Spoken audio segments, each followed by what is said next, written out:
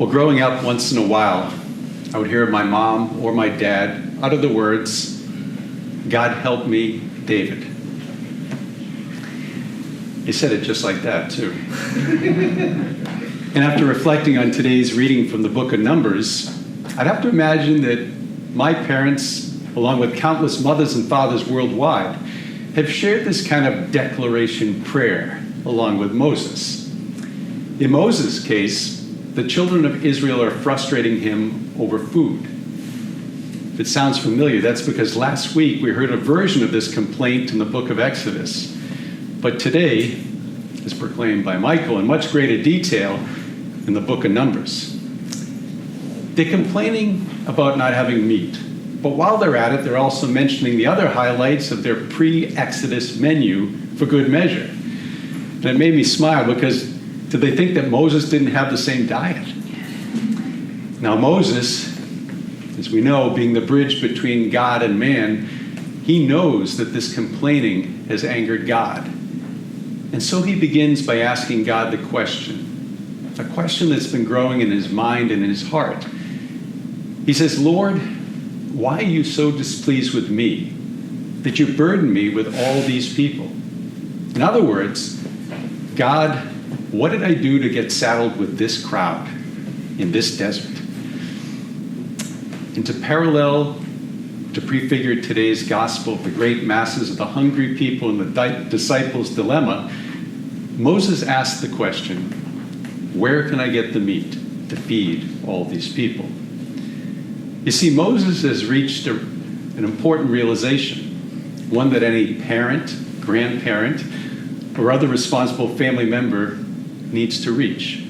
I'd also say that this realization applies to priests and to deacons, to religious, and to all people responsible for the welfare of others. And it is this.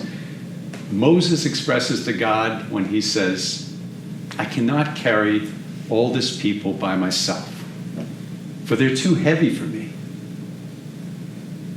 Moses is at the end of his rope, and he turns to God.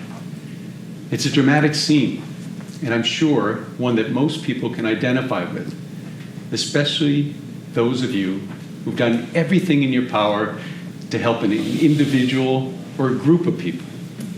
But despite that, things aren't working out.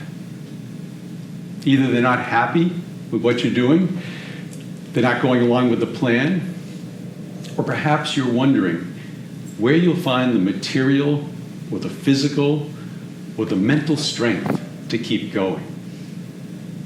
You might even feel like God is just watching it fall apart and wonder, like Moses, what did I do wrong, God?